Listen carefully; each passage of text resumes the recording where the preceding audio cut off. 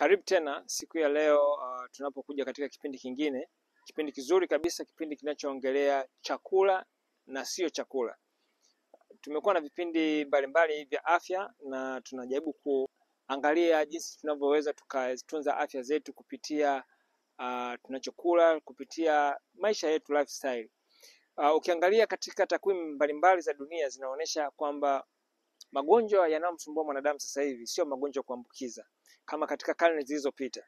Magonjwa yanayomsumbua mwanadamu sasa hivi ni magonjwa ya mtindo wa maisha. Kwa hiyo kwa kadri ambavyo tunaendelea kuishi, tutakuwa tunaendelea kukumbushana nini tuweze kufanya na nini tusifanye ili tuweze kufurahia maisha haya ambayo Mungu ametupatia. Kiukweli na kiuhalisia, maisha haya kama utakuwepo na pesa nyingi sana au hata na bilioni zote ambazo unaweza kuzitaja, lakini kama huna afya, wewe ni maskini tu. Na ni vyema sana tukatambua kabisa kwamba afya ndio kila kitu. Ni lazima tuweze kuishikilia hii afya kwa gharama yoyote. Tumuombe Mungu atuwezeshe tuweze kuwa na hii afya, tuishikilie kwa gharama yoyote, na Mungu ataweza kutusaidia. Na Mungu hawezi kutusaidia kama na sisi hatufanye sehemu yetu. Na kiuhalisia, hata tukiwa na utaalamu na ujuzi wa kiasi gani, pasipo Mungu hatuna uwezo wa kuelewa na hatuna uwezo wa kutunza afya zetu. Mungu pekee ndio mwenye uwezo wa kutunza afya zetu, lakini na sisi pia tuna nafasi ya kuweza kufanya. Na ndio maana video hizi zinakuja zikijaribu kusisitiza msisitizo wa watu kutunza afya zao, lakini pia msisitizo wa wao kuwa na mahusiano na Mungu wao, kwa sababu mimi naamini katika Mungu na naamini kwamba sisi wote tumeumbwa, na naamini kama Biblia inavyosema kwamba mwanadamu aliumbwa kwa mavumbi na kwa roho. Roho alitoka kwa Mungu, mavumbi ni haya mavumbi ambayo pia Mungu pia aliweza kuyaumba. Kwa hiyo mwanadamu anahitaji roho, anahitaji spirit, anahitaji kila saa kula kutoka juu. Lakini kuna deception ama kuna ulaghai ambao umetokea kwa kwamba mwanadamu anaweza akala a strange roho, anaweza akala roho mgeni.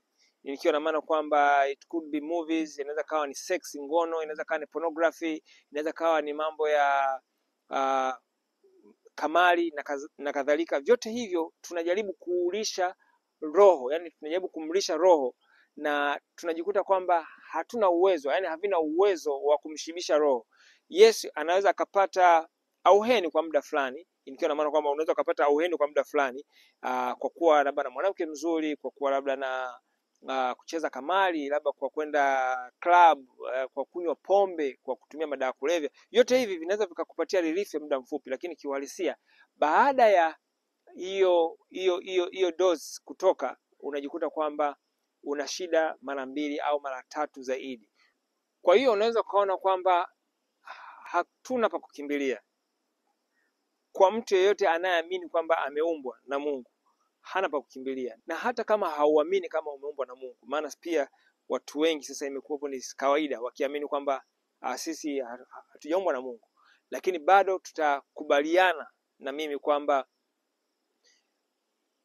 mioyo yetu, hata ikizungukwa maisha yetu samani, hata yakizungukwa na mabilioni ya pesa, lakini kama mioyo yetu haina amani, zile pesa huwa hazina thamani yoyote. Ni pale tu ambapo mioyo yetu inakuwa ina amani. Hii inatupelekea kuonesha kwamba tunahitaji connection ya kiroho. Kwa hiyo roho pia naye inatakiwa ale. Atakula nini? Atakula kwa kusikiza vitu vizuri, atakula kwa kuwa na mahusiano mazuri na yule aliyemuumba ambaye ni Mungu.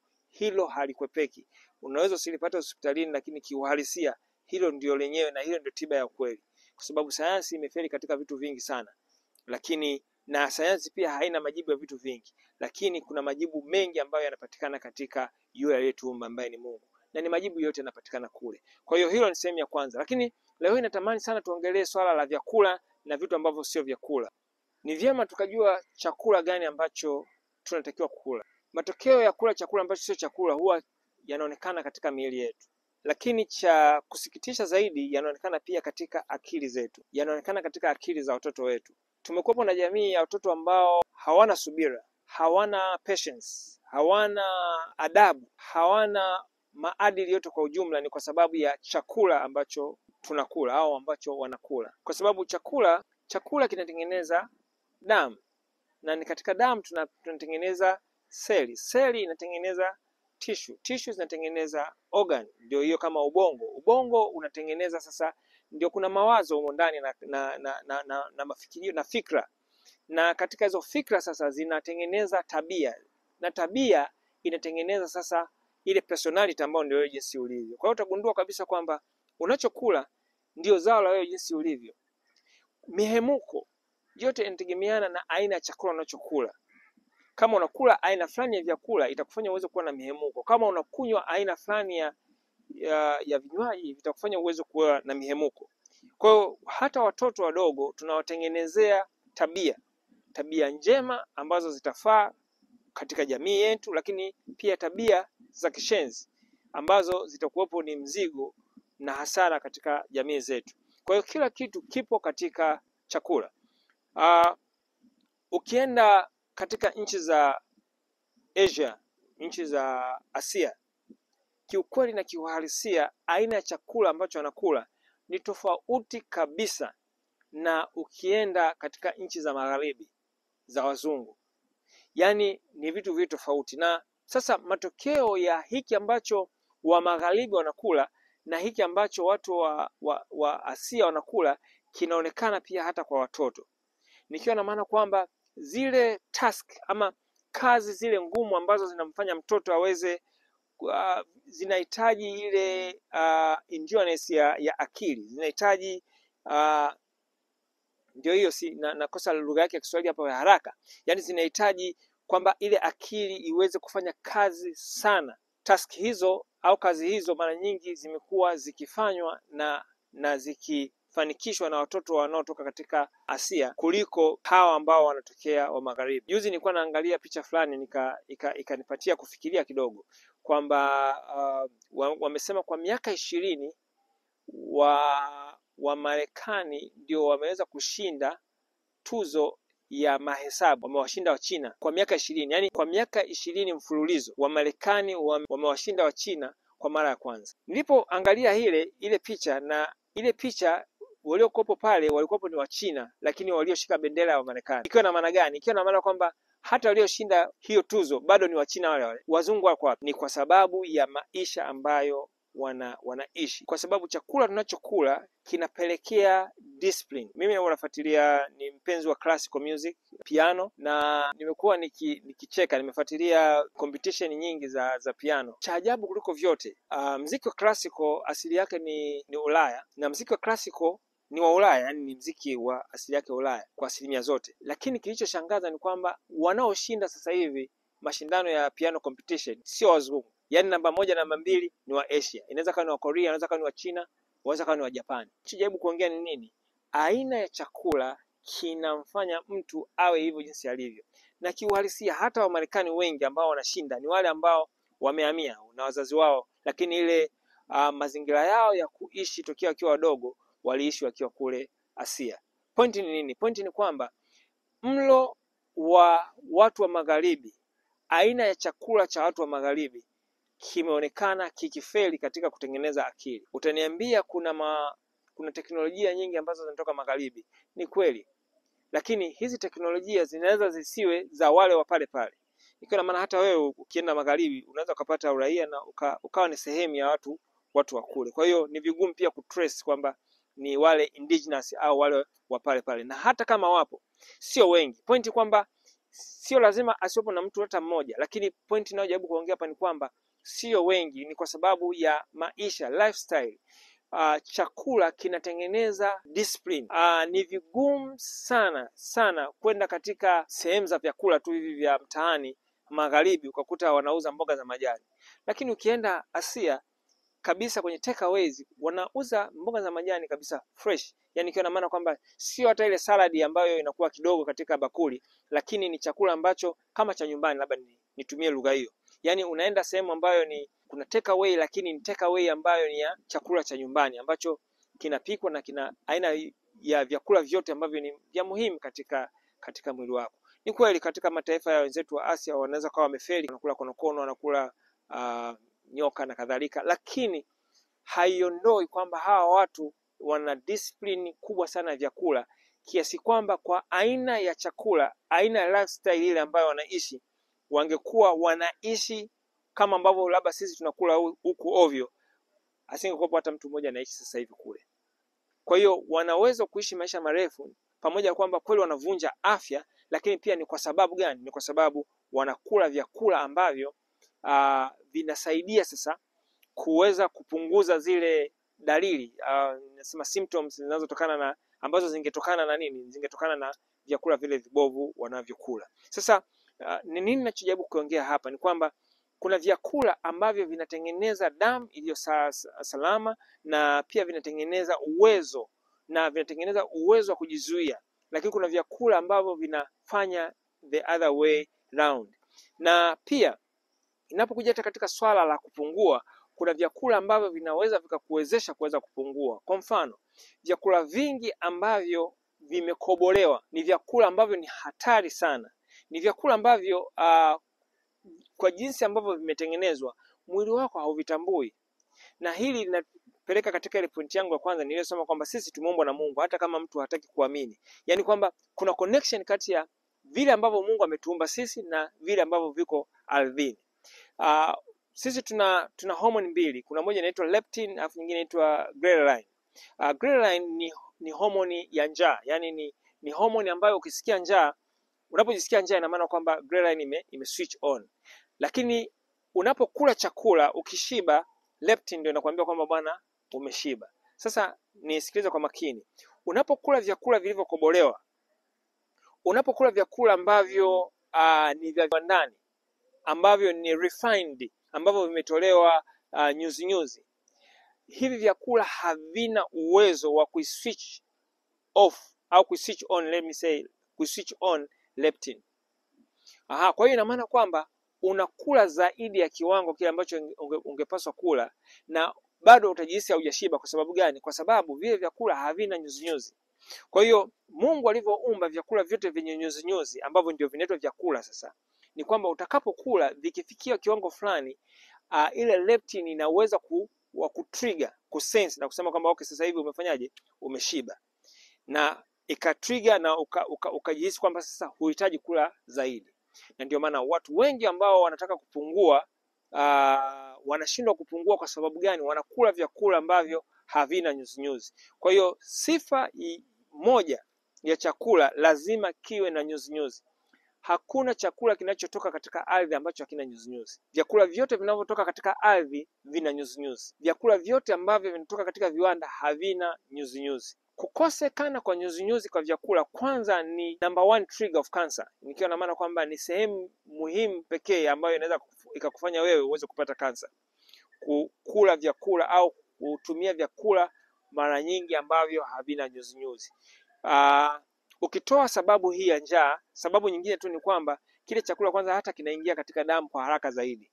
Nikiwa na maana, kwa mfano tunapokula vyakula, tutoke tu kwenye viwanda, hata tunapokula labda ubwabwa unaingia katika damu kwa haraka zaidi kuliko kila chakula kama dona.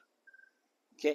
Au ukila ubwabwa ambao ni wa brown, ule mwekundu, brown rice, jinsi ambavyo unaingia katika damu, nikiwa na maana baada ya mmeng'enyo, ile sukari yake ni tofauti na ukitumia huu ubwabwa mweupe.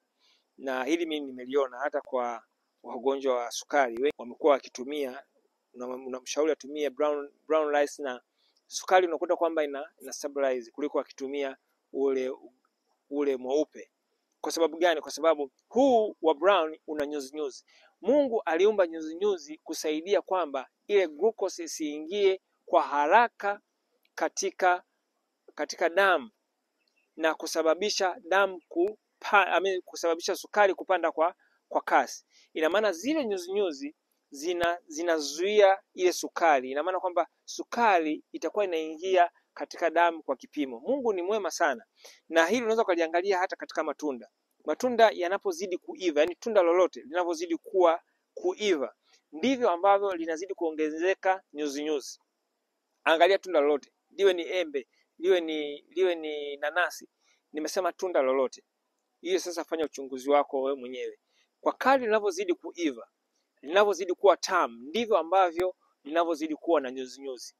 Mungu ni wa ajabu. Mimi nashangaa maarifa ya Mungu kwamba aliumba hivyo ili sasa unapokula ile embe ambalo ni tamu sana lisiweze ile sukari isiweze kushoot kwa haraka. Kwa sababu gani? Inashikiliwa na zile nini, zile nyuzi mpaka digestion itakapofanyika na kumalizika, unakuwa kwamba maintain kiwango cha damu katika kiwango cha sukari katika damu yako. Kwa hiyo vyakula vyote vyenye nyuzi, sifa za vyakula ni vyakula vyenye nyuzi. Sifa za vitu ambavyo tunaviita vyakula lakini sio vyakula ni vyakula visivyo na nyuzi. Vyakula vyote vya viwandani sio vyakula. Nimekuwa nikienda katika supermarket, huwa naliongea mara nyingi. Ninapotembea huwa kiukweli sioni chakula. Yaani huwa sioni chakula. Kitoa tu vitu vichache. Lakini nashangaa watu wengi unakuta wamejaza katika troli vitu ambavyo kiukweli sio vyakula. Na hivi ndivyo ambavyo vinapelekea magonjwa yote. Na tunapopata magonjwa tunashangaa. Yaani umekuwa ukila junk, umekuwa ukila vyakula ambavyo sio vyakula. Vyakula ambavyo havina nyuzi, vyakula ambavyo havina virutubisho. Alafu unapougua unashangaa. Yaani unajua kuna vitu ambavyo hata Mungu pia naye huwa anatushangaa kwamba huyu mtu inakuwaje? Yaani ulitegemea nini? Ushauri wangu, anza kutumia vyakula vya kutoka katika ardhi. Anza kupunguza taratibu vyakula vyote ambavyo vinatoka kiwandani. Vyakula vyote ambavyo havina nyuzi. Lakini pia hakikisha katika mlo wako unakuwa na chakula chenye nyuzi. Nyuzi zinasaidia pia hata kukiondosha chakula katika ule utumbo mpana. Moja pia ya kansa nyingi ambazo zinasumbua sasa hivi ni kansa za utumbo mpana. Kwa sababu gani? Kwa sababu watu wanakula vyakula ambavyo havina nyuzi. Watu wanakula refined food. Hatukuumbwa kula vyakula ambavyo havina nyuzi. Lakini pia vyakula vingi vya viwandani vina calories tu, havina nutrients, havina virutubisho vyovyote. Ni vyakula ambavyo vimepokonywa virutubisho. Na ni kwa sababu gani? Ni kwa sababu kwanza vyakula vingi tunavyovitumia ni GMO, lakini ni vyakula ambavyo havina hii GMO ni vyakula ambavyo havina virutubisho. Kwa kifupi tu, havina virutubisho, ni makapi. Kwa hiyo kama ni makapi, ili aongezewe ladha, wanachofanya sasa wanaongezea sasa sukari nyingi. Kwa hiyo ni chakula ambacho kina calories nyingi au kalori nyingi, lakini hakina nutrients. Hicho ndicho kinachotokea kwa vyakula vingi ambavyo tunavitumia. Kwa hiyo ni vizuri kuachana na vyakula vya viwandani. Ni vizuri watoto wako ukaanza kuwafundisha kudevelop au kuendeleza ladha ya vyakula vilivyo sahihi. Nilikuwa namsikiliza jamaa mmoja anatoa kisa chake, anasema kwamba alikwenda Japan, akamuuliza mtoto wa shule kwamba wewe unapendelea vyakula gani? Akasema yani chakula anachokipenda kabisa, akasema broccoli. Broccoli ni yale mamboga mboga. Ni mtoto gani wa Kitanzania, na wapenda watoto wetu wa Kitanzania, na wapenda sana, ambayo utamuuliza kwamba unapendelea chakula gani, akwambia kwamba napendelea mchicha? Ni wachache sana. Na kumbuka hivi vitu vyote vinatengenezwa, hatuzaliwi na ladha. Ni kweli ulimi wetu unaweza ukajua tokio ukiwa mtoto, unaanza kudevelop hata ukiwa mtoto. Yani ulimi unaanza kujitafuta.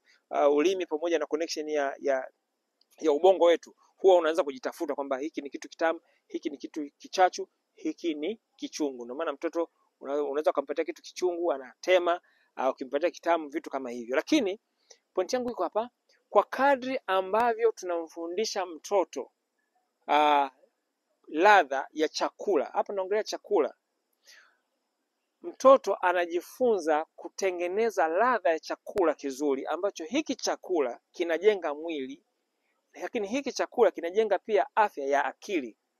Ndicho ambacho nimetoka kukiongea kwamba unapoongelea sasa hivi swala la, na nitaliongelea baadaye pia ili jambo vizuri kwa mapana zaidi. Unapoongelea sasa hivi swala hata la wana hisabati, swala la music, yani vile vitu ambavyo ni hata mambo ya engineering, unaongelea ni Asia. Haijatokea kwa bahati mbaya. Utakuja na sababu zote ambazo unazifahamu. Ni kweli ilianzia magharibi. Kwa sababu gani? Wa magharibi vyakula wanavyotumia sasa hivi havikuwepo katika miaka ya zamani. Nikiwa na maana kwamba vyakula vinavyotumiwa sasa hivi na wa magharibi, hawa baby boomers kurudi nyuma, walikuwa hawatumii hivyo vyakula. Lakini umagharibi umeanza baada ya hii vita ya pili ya dunia na kuja huku mbele, baada ya hii kizazi cha baby boomers ndio wameanza kutumia vyakula hivi vya takeaways, fast food zikafunguliwa kwa wingi, vyakula vya watu wakaacha kula majumbani, wakaanza kula katika migahawa, na ndio shida hii ya yote ambayo imetokea. Kwa hiyo point yangu iko hapa kwamba kwa kadri tutakavyowatengeneza watoto kuweza kudevelop ladha ya vyakula. Sio takataka. Biskuti sio chakula, ni takataka. Yaani kuna wakati ambapo lazima tuongee katika lugha yake, ili kila mzazi anaposikia ajue kabisa kwamba anapompatia mtoto wake biskuti anampatia takataka. Watoto hawakutengenezwa kula takataka. Kula pipi ni takataka. Watoto waliumbwa wale vyakula ambavyo ni vizuri, vinavyojenga mwili. Kama Wajapani wameweza, huyo jamaa akaendelea kuongea, na namshukuru Mungu hata mimi hiyo kitu nilikiona. Ukienda katika vyakula vya watoto wa shuleni, ni lazima kuwepo na mboga za majani. Hatuongelei mboga za majani ambazo zimechemshwa, utafikiri wamechemsha nyama, yani kwa masaa. Naongelea kwamba steamed veggies, okay, ambazo hazijakaa muda mrefu katika moto. Lakini pia kuna matunda, lakini pia kuna vyakula ambavyo unakuta kwamba vinajitosheleza. Kuna nuts pale, ambao mtoto anapokuwa anakula vyakula vile vinamwezesha hata mtoto kuweza kuwa na afya ya akili. Kwa hiyo najaribu kuongea ni nini? Ni kwamba tumeacha vyakula ambavyo Mungu ametuumbia kwavyo. Tumeingia katika umagharibi na tumekula vyakula vya viwandani. Tumeharibu akili zetu, tumeharibu akili za watoto, tumeharibu afya za miili yetu. Tumepata magonjwa mazito sana ambayo tunamrudia Mungu na kumwambia Mungu, sasa ni nini hii? Tunataka tufanyiwe maombi. Tunasema watafuta manabii waweze kutoa magonjwa haya. Kumbe ni kwa sababu ya aina ya vyakula ambavyo tunavifanya. Natamani hii video iwafikie watu wengi. Tuanze kubadilisha aina ya chakula. Na kama imetokea kwa bahati mbaya ulipata ugonjwa wa kansa, ulipata ugonjwa wa kisukari, rafiki yangu, habari njema ni hii. It is possible. Inawezekana ukareverse ugonjwa huo. Inawezekana ukareverse pasipo kutumia dawa. By the way, dawa tunazotumia za hospitalini hazireverse. Ni kwamba tu zinaendelea kutuliza na utaendelea kutumia kwa maisha yako yote mpaka unapoingia kaburini. Lakini kibaya kuliko vyote, zinaleta na madhara mengine, kwa sababu figo zako, maini yako hayakuumbwa kila siku kuchuja kemikali ambazo unatumia kupitia hizo dawa ambazo unazitumia. Kwa hiyo unakuwa unaongeza matatizo mawili na kama sio matatu kutoka katika tatizo moja. Kwa hiyo nini kifanyike? Anza sasa hivi kutumia mboga za majani za kutosha. Kwa wewe ambao unaumwa kansa, kwa wewe ambao unaumwa kisukari, kwa wewe ambao unaumwa pressure, kwa wewe mwenye shida yoyote, tumia mboga za majani za kutosha. Ikiwezekana, kutokana na stage uliopo, tumia juices, sharubati nyingi za mboga za majani. Okay, unaweza kaingia katika Google, ukaingia katika YouTube, ukaangalia jinsi ya kuzitengeneza zile. Huhitaji hata kuingia katika YouTube. Tumia mboga za majani, blend, weka maji, chuja. Unaweza ukaongeza kitu chochote, itategemeana. Sasa nasema itategemeana kwa sababu hii ni general. Hapa naongelea general. Okay? Hapa siongelee specific kwamba ukiwa na tatizo hili ufanye hivi, lakini hapa naongelea general kwa mtu yeyote, hata ambaye wewe ni mzima. Ukifanya hivyo, ukitumia kwa wiki moja, utaanza kuona mabadiliko ya mwili wako. Achana na vyakula vilivyokobolewa. Wali mweupe haufai, ugali mweupe haufai, vyakula vilivyokobolewa, mapilau haya hayafai, matambi haya ambayo yamekobolewa, unless utapata zile whole grain tambi, au kapata ile hata whole grain rice, nikiwa na maana hizi tunaita brown rice, inaweza kukusaidia, haina shida. Lakini vyakula vilivyokobolewa viweke mbali sana. Kwa sababu gani? Kwa sababu hivyo sio vyakula. Kwa hiyo leo hii katika somo langu la vyakula na ambavyo sio vyakula, nimedili na sehemu almost kubwa moja tu ya vyakula vilivyokobolewa, vyakula ambavyo havijakobolewa, vyakula original vinavyotoka katika ardhi, na vyakula ambavyo vinatoka katika viwanda, ambavyo vyakula hivi ukila vinaenda kukoboa afya ya mtoto wako ya akili, lakini pia afya ya mwili ya mtoto wako, lakini pia hata afya yako wewe mwenyewe. Lakini ukitaka mtoto aweze kuwa na akili njema, akili safi, mpatie nuts, mpatie mbegu, mpatie kama ni karanga, mpatie karanga mbichi, ukimtengenezee unaweza kuzitengeneza pamoja na matunda, kwa sababu pia kuna food combination. Hilo tutaliangalia katika vipindi vinavyokuja, kwamba ule nini na usile nini, na ule nini uchanganye na nini kwa wakati mmoja. Hivyo vyote tutaangalia katika vipindi vinavyokuja, lakini hakikisha mtoto wako unamtengenezea mazingira ya kupenda carrots, kupenda kula hata bamia mzuri. Ukiosha vizuri kabisa, yule mtoto ambaye badala ya kumpatia pipi, mpatie ile bamia aendelee kufyonza, utamsaidia sana na ataanza kudevelop uwezo wa kupenda mboga za majani, na akifikia umri fulani haitakuwa vigumu kumwambia ale mboga za majani. Najua watoto wengi ambao haumlishi mboga za majani hata kidogo. Najua watoto wengi ambao pasipo chipsi hali. Mzazi unaweza kufikiria kwamba unampenda mtoto wako, lakini kiuhalisia unamuua mtoto wako. Tumbo la mtoto wako halikutengenezwa kuchakata chips. Tafadhali sana, hakikisha unamtengenezea mtoto vyakula vizuri. Ni kweli uwe na ujuzi pia wa kumtengenezea mtoto vyakula vizuri. Haina maana kwamba kama umemnyima chips ambayo sio chakula, then sasa umkorogee tu vyakula ili mradi umekoroga tu kwamba ale. Hapana. Jifunze mapishi mazuri. Inaweza kuwa ni maharage, inaweza kuwa ni dengu, inaweza kuwa ni mboga za majani, hapo inaweza kuwa ni mchicha, lakini ukatengeneza vizuri, kama ni ugali wa dona, kama ni brown rice, ukatengeneza vizuri, kama ni sauce yoyote ukatengeneza vizuri. Na kama unapata matunda, kama unaka blend hapo, unaweza ukablend matunda kidogo, ukachukua na karanga zako mbichi.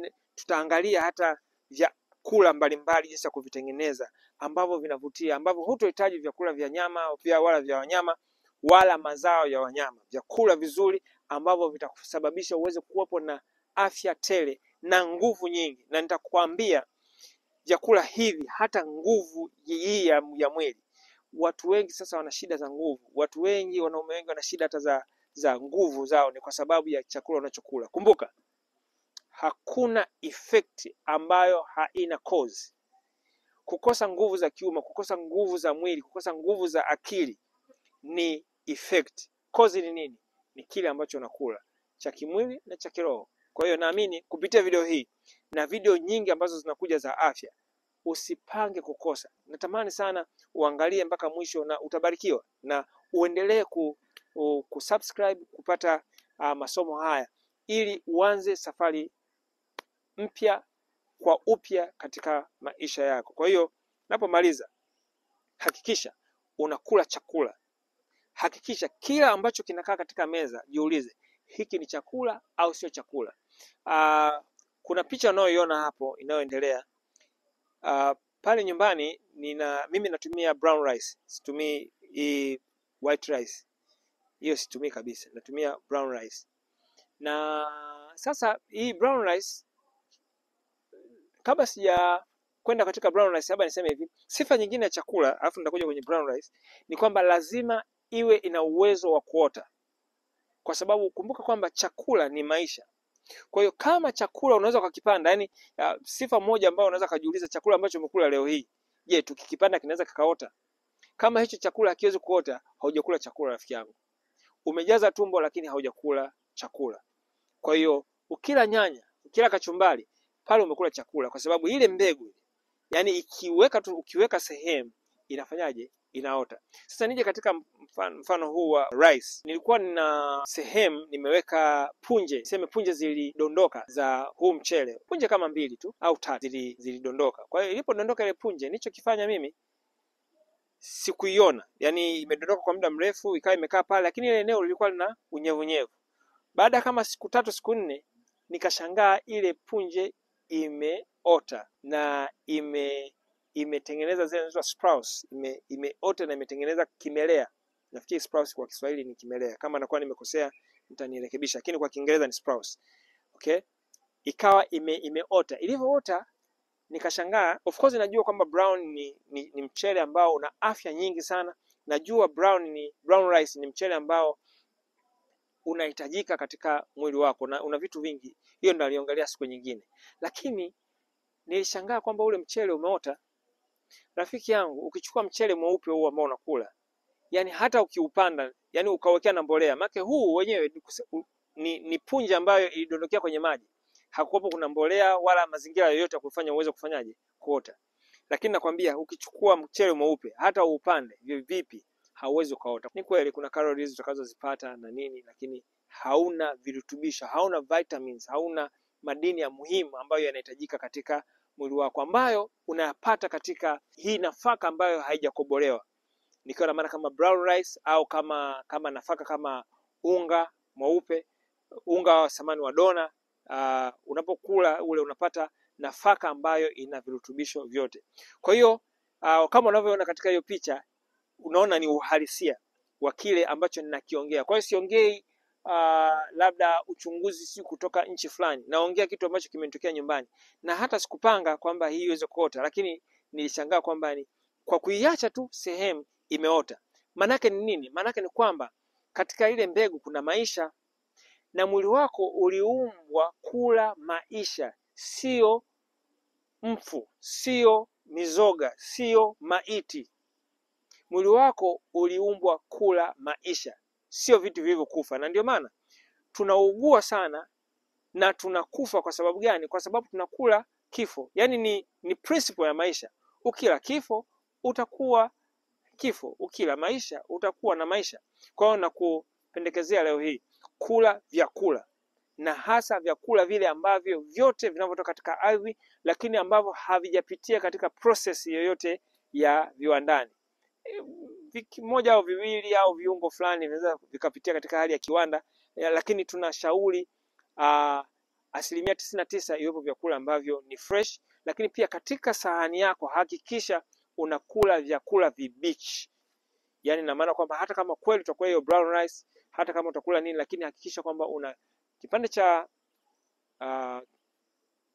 cha nyanya labda na kitunguu kidogo, ule kitu ambacho pia ni kibichi, kwa sababu mwili wako unahitaji raw food kuliko vile vyakula ambavyo vimepikwa. Na baadaye sasa unaweza ukaweka mpaka nusu ya sahani ikawa ni vyakula ambavyo ni raw, nusu ikawa ni vyakula vilivyopikwa. Na kwa kadri ambavyo afya yako haiko vizuri, hakikisha unatumia sasa theluthi, ile kota, robo nafikiri ya vyakula ambavyo vimepikwa, lakini robo tatu yote iwe ni vyakula vibichi. Na utaona mwili wako jinsi ambavyo una respond na unakuwa na afya njema kwa muda mfupi. Kwa hiyo natamani na naamini kwa video hii umegundua leo hii vyakula vyote ni vile vyakula ambavyo vinatoka ardhini, ni vyakula ambavyo vinakuwa katika hali ambayo vinaweza vikaota tena, ni vyakula ambavyo vina uhai. Lakini vile ambavyo sio vyakula ni vile ambavyo havitoka ardhini, vinatoka viwandani, lakini pia ni pamoja na nyama na mazao yake yote. Mwili wako haukuumbwa kuwa kaburi ambalo linabeba mizoga. Wewe uliumbwa tumbo lako kuwa sehemu ambayo inabeba maisha, na maisha yanatoka katika vyakula vyote vinavyotoka ardhini. Naamini utabarikiwa na video hii, na umebarikiwa na video hii, na unaanza maisha sasa. Maisha gani? Maisha ambayo ni unakula vyakula na sio vile ambavyo tunavita ni vyakula, kumbe sio vyakula bali vinatupelekea katika mauti.